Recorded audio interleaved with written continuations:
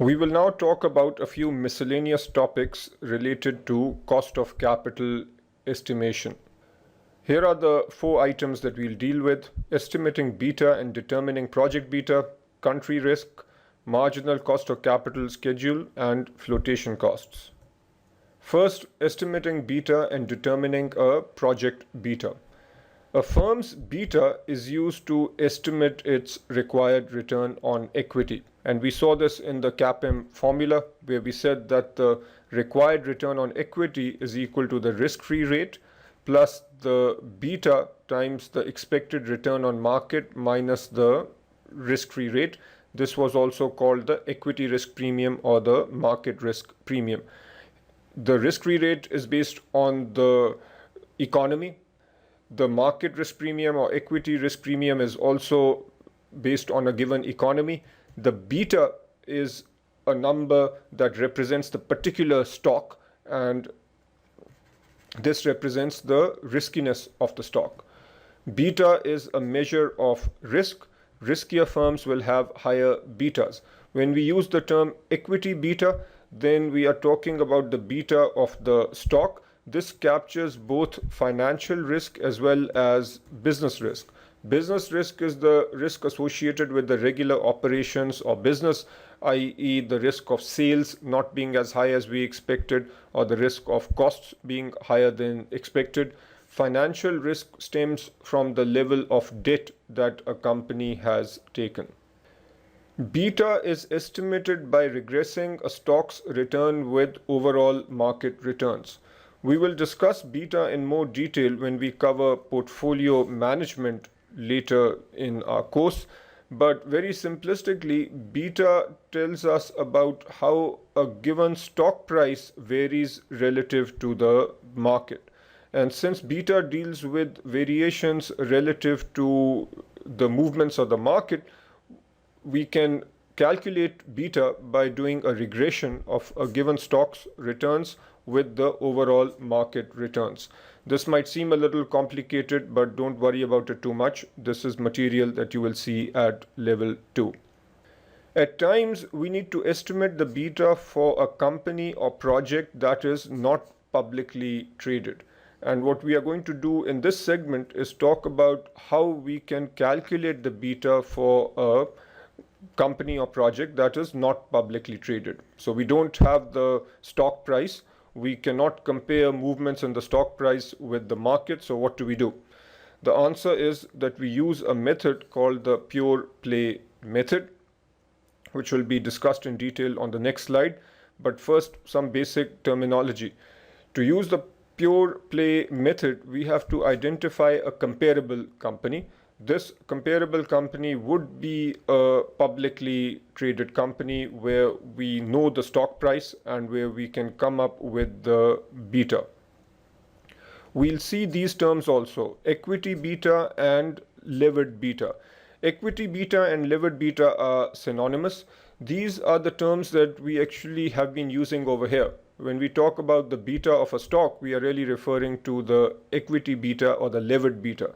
Levered beta is the beta assuming that the company has some leverage, so the financial risk is also incorporated into the beta. Asset beta and unlevered beta are synonymous. This refers to the risk associated with purely the assets of a company. We assume that the company is unlevered, and the riskiness of a company assuming no debt is called asset beta or unlevered beta. Now let's understand this method called the pure play method, and we will do so by discussing an example. AA Corp is a large conglomerate and wants to determine the equity beta of its food division. This food division is not publicly traded. So how will we come up with the beta of the food division? That's what this slide is all about. This division has a debt to equity ratio of 0.7. This ratio gives us a sense for how much debt the division has taken or what is the leverage of this division. The tax rate is 40%. A comparable publicly traded food company has a equity beta of 1.2 and a debt to equity ratio of 0.5. Not explicitly stated here, but let's assume that the tax rate here is also 40%. What is the equity beta of AA's food division? There are 3 steps that you need to follow. The first step is identify a comparable publicly traded company and estimate its beta. This is an important step in the real world, but in the exam world, this information will typically be given to you as it has been given over here. We are told that this comparable company has an equity beta of 1.2, so step 1 is done for you. Then you determine the comparable's asset beta, which is also the unlevered beta. First, I'll tell you conceptually what we are doing over here. We know that the equity beta of the company is 1.2. This is a number that incorporates the fact that the company has debt. What we need to ask is, what is the asset beta, or what is the beta of this comparable company if it had no debt? And we come up with that number, the asset beta or the unlevered beta, using this formula. And this is the formula you need to memorize. The asset beta is equal to the equity beta, which is 1.2, multiplied by 1 over 1 plus 1 minus the tax rate, that is 0.6, multiplied by the debt to equity ratio. This is the debt to equity ratio of the comparable company, which is 0.5. When you do the calculation, you should come up with 0.92. This is the asset beta of the comparable. It represents the riskiness assuming there is no debt. We can assume that the food division of AA Corp has the same business risk as the business risk of the comparable. We can therefore say that the asset beta of the food division is also 0.92. But now we need to account for the fact that the food division has a debt to equity ratio of 0.7. We need to calculate the equity beta or the levered beta, and the formula is given over here. The levered beta is equal to the asset beta, which is 0.92, multiplied by 1 plus the tax rate, or 1 minus the tax rate, which is 0.6, times the debt to equity ratio, which is 0.7. You do the calculation and you should get 1.3.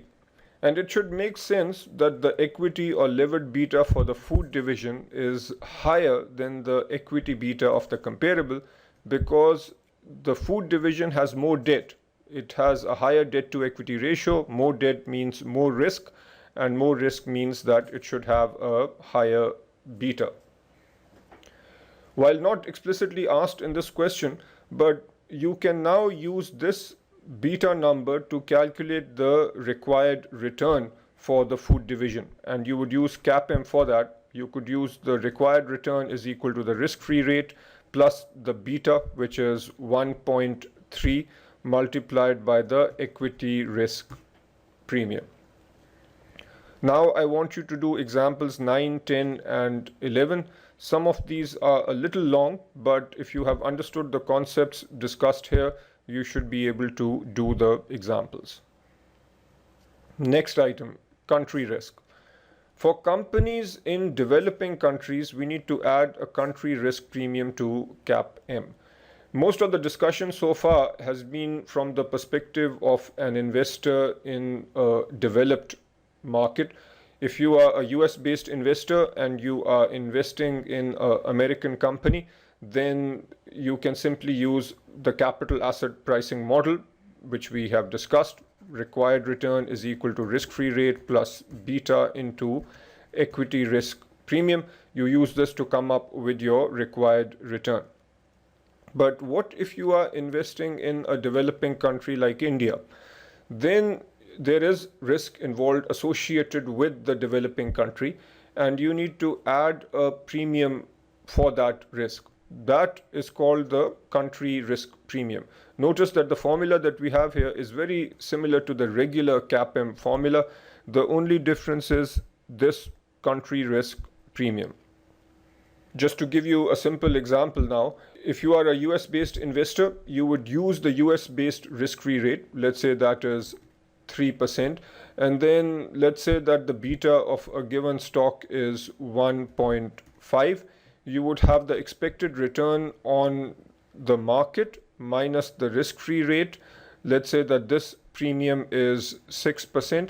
And let's say that the country risk premium associated with India is 3%. You would plug that number in and do your calculations. Don't get too hung up on this. The high-level concept is what is needed over here. I think the probability of being tested on this is relatively low. The next question is, how do we calculate the country risk premium? The country risk premium is given by the sovereign yield spread multiplied by something, which I will talk about in a moment. But first, let's understand the sovereign yield spread. The sovereign yield spread is a measure of the riskiness of a given country. Sovereign means national or country. Yield spread means the differences between two yields. So let's understand the definition. Sovereign yield spread is equal to the developing country government bond yield. Let's say a developing country is India, and India has issued government bonds denominated in US dollars. And let's say that the yield on those bonds is 7%. We are looking at a spread, so this needs to be a difference. We then subtract the yield on the developed country bond. Let's say a comparable maturity US bond issued by the US government has a yield of 3%. Then the sovereign yield spread is 7 minus 3, which is 4%. This 4% gives us a measure of the risk associated with investing in India. But notice the 4% is purely based on investing in the government bond market. What if we are investing in the stock market? We then need to account for the risk associated with the stock market, and that's where this next term comes in. This next term is equal to the annualized standard deviation of the equity index of the developing country. So let's continue with our India example, and we take a major equity index in India and look at the standard deviation of returns of that index. So standard deviation of the equity index in India divided by the annualized standard deviation of the sovereign bond market in terms of the developed market country. So you divide by the standard deviation of the bond market. This would be the bond market in India. This term tells us about the relative riskiness of the stock market. When you combine the two, the riskiness of the bond market in India and the riskiness of the stock market, we come up with the country risk premium. Just as a disclaimer here, this method is not a method that you will see in every single textbook. When you study country risk premium from different books, you might see slightly different formulas. Don't worry about it too much. In terms of your CFA level 1 exam, this is what you need to use. And again, understanding the concept is more important than understanding the details that we have discussed over here. To understand this concept a little better, make sure you do example 12.